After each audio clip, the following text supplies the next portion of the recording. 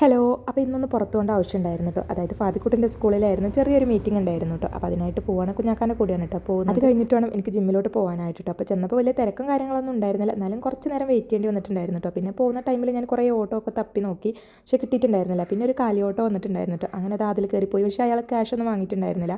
തിരിച്ചു പോകുന്നൊരു ഓട്ടോ ആണെന്ന് പറഞ്ഞു കേട്ടോ. അങ്ങനെ ഞാൻ നേരെ ജിമ്മിലെത്തി. അപ്പോഴേക്ക് നമ്മുടെ ഈ ഒരു കുസൃതിക്കുട്ടിയെ കിട്ടിയിട്ടുണ്ടായിരുന്നു കേട്ടോ. ഇവളുണ്ടെങ്കിൽ പിന്നെ നമ്മളെ ടൈം പോകണമെന്നൊന്നും അറിയില്ല. കുറേ നേരം സംസാരിച്ചുകൊണ്ടിരിക്കും കേട്ടോ. അപ്പോൾ എൻ്റെ കൂടെ എൻ്റെ വീട്ടിൽ വരണമെന്ന് പറഞ്ഞിട്ട് ഇരിക്കണം. അവളുടെ അമ്മച്ചിനെ അവൾക്ക് വേണ്ട, എന്നെ മതിയെന്ന് പറഞ്ഞിട്ട് ഇരിക്കുകയാണ് കേട്ടോ.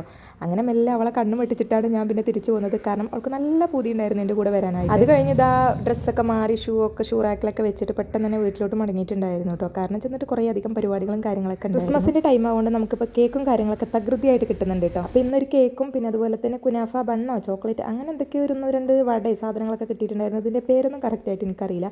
സംഭവം കിട്ടിയാൽ അത് പെട്ടെന്ന് തന്നെ വായിലിട്ട് കഴിക്കും. എന്താ ഏതാണെന്നൊന്നും ചോദിക്കാനും പറയാനൊന്നും നിൽക്കാറില്ല കേട്ടോ. ഒന്ന് നമുക്ക് നല്ല ബൺ മസ്കൻ്റെ ഒക്കെ പോലെ ഉണ്ടായിരുന്നു കേട്ടോ. അതിൻ്റെ ഉള്ളിൽ നല്ല ക്രീമി ടേസ്റ്റ് ഒക്കെ ആയിട്ട്, ഒന്നിൻ്റെ ഉള്ളിൽ നല്ല പോലെ, ഇതിൻ്റെ ഉള്ളിൽ ഫുള്ളായിട്ട് ചോക്ലേറ്റ് ആയിരുന്നു. ഇത് ശരിക്കും നമ്മുടെ ആ ഒരു ഡൊണട്ടൊക്കെ കഴിക്കുന്ന ആ ഒരു ടേസ്റ്റ് ആയിരുന്നു കേട്ടോ. എനിക്കിത് രണ്ടും നല്ലപോലെ ഒന്നും ഇഷ്ടമായിട്ടുണ്ടായിരുന്നില്ല. ഞാൻ അധികം കേക്കാണ് കേട്ടോ കഴിച്ചിട്ടുണ്ടായിരുന്നത്. ഫാദിക്കുട്ടിക്കാണെങ്കിൽ ഈ വക ഐറ്റംസ് ഒക്കെയാണ് കേട്ടോ ഇഷ്ടം. എന്തെന്നായാലും കേക്ക് കിട്ടിക്കഴിഞ്ഞാൽ പിന്നെ അത് മുറിക്കാൻ വൈകൂല കേട്ടോ. കാരണം ഞാനാണല്ലോ അവിടെ ഉള്ളത്. അപ്പോൾ പിന്നെ പെട്ടെന്ന് തന്നെ മുറിക്കുകയും ചെയ്യും കഴിക്കുകയും ചെയ്യും. ഇതാണെങ്കിലോ നല്ല സോഫ്റ്റ് കേക്കായിരുന്നു കേട്ടോ. ഇതാണെങ്കിലോ നല്ല അടിപൊളി ക്യാരറ്റ് കേക്കായിരുന്നു കേട്ടോ. ക്യാരറ്റും അതുപോലെ തന്നെ ഈത്തപ്പഴ കേക്കും ആണെങ്കിലും നല്ല അടിപൊളിയാണ് കേട്ടോ. അങ്ങനെ സച്ചുക്കും ഫാദിക്കും എനിക്കൊക്കെ നല്ലപോലെ ഇഷ്ടമായി. ഞങ്ങൾ നല്ലപോലെ കഴിച്ചു. പിന്നെ രാത്രി തണ്ണിമത്തനും കഴിച്ചു, ചോറൊന്നും കഴിച്ചിട്ടുണ്ടായിരുന്നില്ല കേട്ടോ. അപ്പോൾ ഇന്നത്തെ വീഡിയോ ഇത്രയൊക്കെയുള്ളൂ.